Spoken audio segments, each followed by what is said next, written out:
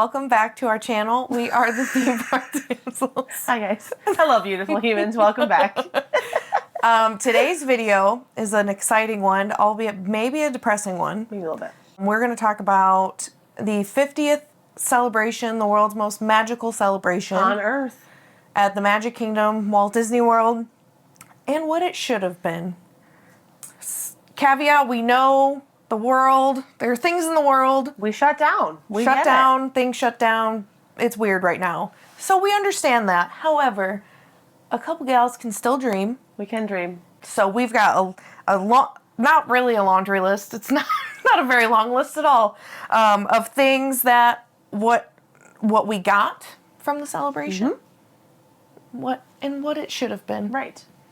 So let's start with would you like to what kick we us got. off? Yeah, let's do it. So what we got, right? So what you can currently go experience at Disney World right now. We got the 50 golden statues. So they are statues of all sorts of characters spread across all 4 parks. Some are more hidden than others, which is kind of fun. Mm-hmm. And some are very blatantly out in the middle of, right in front of the castle or right in front of the Tree of Life, for example. We got some new nighttime spectaculars and one daytime show. We got Enchantment at the Magic Kingdom, Harmonious at Epcot, and Kite Tales, at Animal Kingdom. If you've seen Kite Tales, you know. If you know, you know. While it is, a nice little place to sit, if you got to take a load off, it is jarring to watch a very large kite crash land into bleachers. Yeah. But and I didn't know that they're supposed to. Yeah. They're designed that way. It doesn't look like they're supposed to do that. No, it's kind of scary, to be honest and just with that you. it's like, I could go on about Kite Tales, but yes. Harmonious is Frankie's favorite. It's amazing. It's at Epcot. It replaced the temporary Epcot Forever, but truly replaced Illuminations. And it is very cool. So it takes a lot of Broadway stars from all over the world, and they celebrate Disney music. It's really a good time. Yeah. I'm not crazy about the graphics on the barges. Some of them are kind of corny, but the music is what really incredible seals the deal for me. And Enchantment, which had very large shoes to fill with Happily Ever After as its predecessor. Enchantment, there are good moments. There are, moments. And okay, so I will tell you how I feel about Enchantment. Yeah. I'm a firm believer of fireworks are best closest to the castle. That's how I felt for Wishes. Same thing with Happily Ever After. Get in the hub area, on the hub grass, in that general vicinity of right in front of the castle. With Enchantment, I did the same thing for the first probably 3 or 4 times I saw the show. And then they had said, hey, we did all these projections on Main Street. And so my thought was, okay, let's back it up and see what they put this effort into, right? And I cried, actually, the very first time I saw it with the projections. And I like it a lot better now. Yeah. It was one of those things, different point of view, really changed my perspective on the show. And I think what was weird to me about it, a lot of them weren't the original songs. Oh, true. And like I think almost all of the songs in it are covers, and covers don't get me, pulling at my heartstrings. Yeah. The original, singers, I almost said voicers, singers. But I agree with Riley, like watching it, at the end of Main Street, seeing the projections on the Main Street buildings, I think is definitely a lot different. But yeah.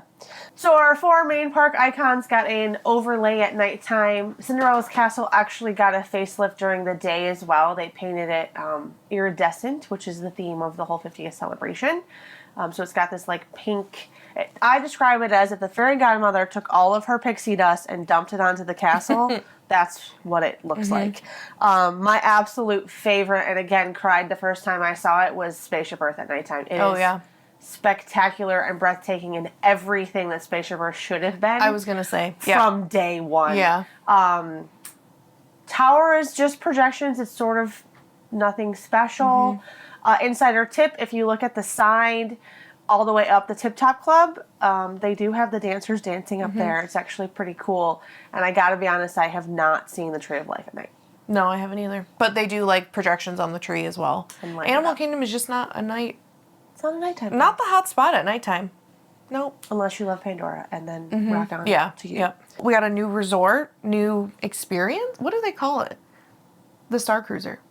What do they call that? Resort experience. A resort experience? Yeah. So essentially a cruise on land. Right. $6,000 and your firstborn child will get you, Get you in. Get you a stay on the Star Cruiser. I've seen videos. I've watched it. It sounds like if you are a diehard Star Wars fan, you really do appreciate it. Yeah. I am not, but I do appreciate the movies and I appreciate, the fandom and all that. Oh, yeah. And I can appreciate, the movies are great, but not for everyone. People will shell that money. But definitely an experience.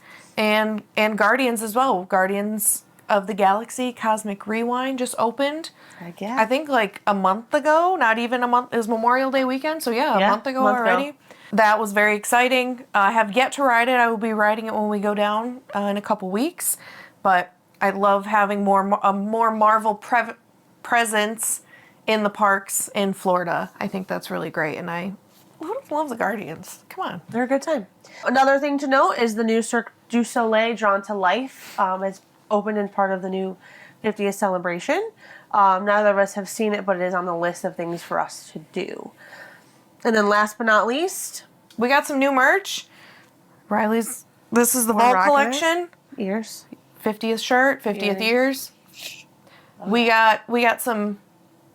We've got some good merch. We've got some bad merch, some questionable merch, some really great merch, but definitely not what it could have been. It's just very sad. If you Disneyland Paris also turned 30 this year. Their merch, insane. Beautiful. Like, why? What happened? So many questions, but yeah. So that's the roundup. That's what we got for the 50th. And now we're going to switch to what we would have liked to have seen, what we thought was going to be open, what the 50th should have been. Yeah. If it were. So let's start with attractions.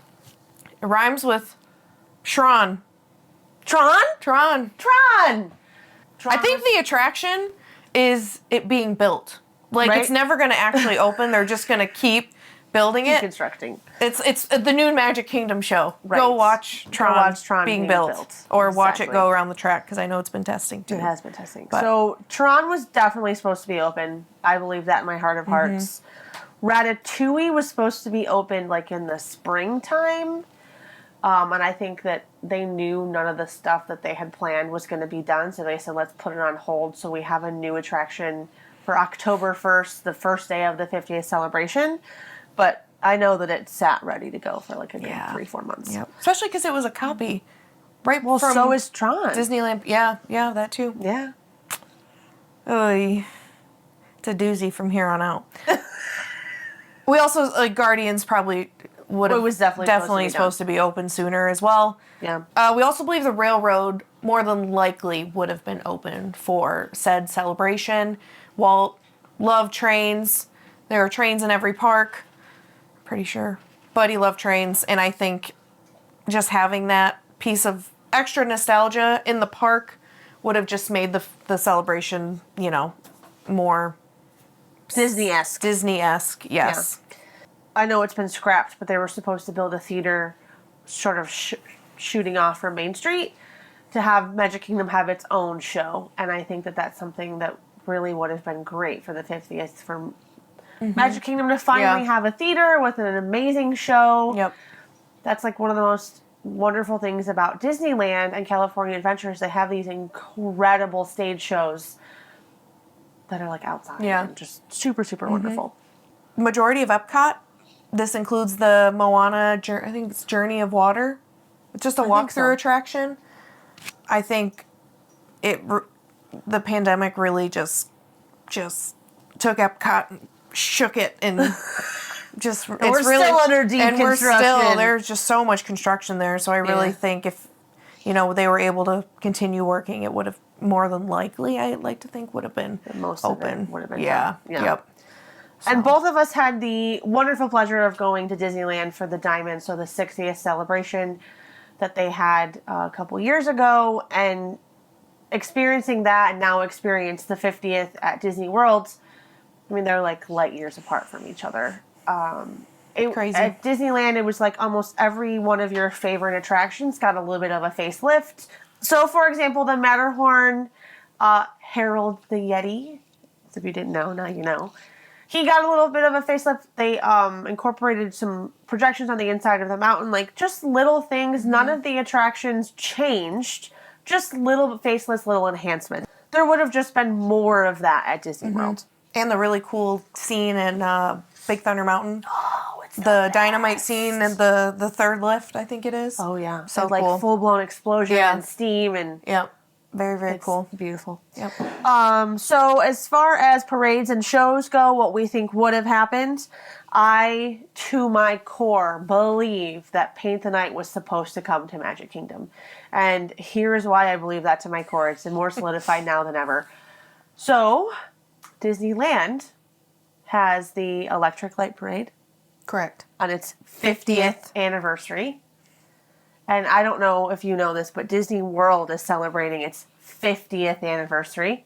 So why would you not bring Clutch my pearls. the 50th anniversary of the parade to the resort that's celebrating its 50th anniversary? Because we were supposed to get Paint the Night. The math. I believe that. Yeah. Forever. The math ain't mathin'. Exactly. I also, on top of that, speaking of parades, I, believe that a daytime parade should have been in the works. I love Festival of Fantasy, I really do, but you think of like all the parades they would do for movie releases. They used to have parades changes like all the time. And I just think that whether it was like bringing something from like Tokyo or something, or I don't know, a couple new floats, something new song. Yep. I don't know. I just think for that sure. Why couldn't they bring Magic Happens? That is retired now. Because that poor parade, I think, got not even a month of a run before the park shut down. And Disneyland was obviously closed way longer than Walt Disney World. Yeah, so for sure. Yeah. Back to Kite Tales. Was that really the plan? I'm thinking that it wasn't. I think it was a last minute. Yeah. What can we put together? How can we throw this together really fast? I think that Animal Kingdom was supposed to get something very cool, and it just didn't work out. Poor Animal Kingdom getting the shaft. Every time. So we did get merchandise. Obviously, it's pretty easy to kind of pump that stuff out semi-quickly. What I would have liked to have seen is more of the type of stuff from the Vault collection. So Disney is a brand of nostalgia. That is what they're good at. That is why we keep going back, why we keep spending our money there, and why millions of people do the same. For example, I hate ponchos. I hate them. I will not buy one. I refuse. But if they were to sell the throwback yellow ponchos as part of like throwback, we're going to do each decade, some sort of release, I would absolutely go buy a poncho tomorrow. Yeah. Because it's that nostalgia. You had one as a kid. They even had the antenna toppers with the Mickey that had his yellow poncho on. So I think that we've gotten some great merchandise, and the Vault collection is really cool. You can buy those classic day opening Mickey ears, but we needed more of that. What we don't need is a gold, diamond, black and velvet spirit jersey in Orlando. Like, that it's sort of silly, the choices that were made. I just think that there's a lot of missed opportunity when it comes to that nostalgia in the merchandise. And on top of that, if you look on eBay or you look on any like secondhand store, high selling items are the vintage Disney stuff, like the stuff you would get in the 90s, stuff your mom probably wore. That stuff sells. People, especially right now, it's very on trend. Oversized, like vintage Mickey Disney T-shirts, sweaters, like stuff that they used to sell in the Disney store, like back or when the Disney catalog. Was it the Disney original, with the red tag and the red Mickey head? Oh yeah. So many missed. And granted, we still have some time left. They may release. Last time we were both there at the beginning of May. May. And we had that 10 Centennial merchandise came out, and I was like, oh, maybe they're going to start releasing like the 10 Centennial, then we'll get to stuff from the 20th anniversary and the birthday castle and sort of release it out that way. That's something that I hope is going to happen, and I'm kind of excited for it. Yeah, and I know they released it in phases, so we've got what, hope. Like 8 months, 9 months left. Yeah, we have quite a bit. So still some time to pop out a new merchandise, baby. Exactly. Yep. And that's it. I think that's it. I think that wraps up what the 50th should have been, according to the theme park Damsels. What a ride. Yeah. What a ride. What a ride it's been. What a ride. But there's still lots of time, like we said. We'll be back there, not even 2 weeks. Very excited. Lots of fun videos planned. Lots of fun content. To be created. Yeah. But thank you guys for watching. As always, like and subscribe for more.